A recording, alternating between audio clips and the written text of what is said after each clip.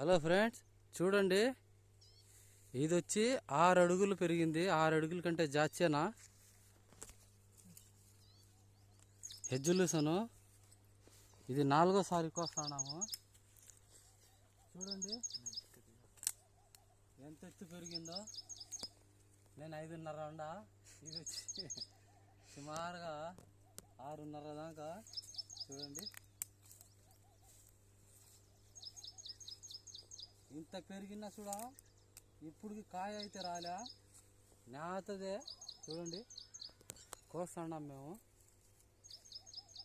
ఇంత పెరిగినా కూడా కాయ అయితే కాయే లేదు, నేతది ఇది. మళ్ళా ముదిరిపోయి ఉంటే కింద అంతా రాలిపోతుంది.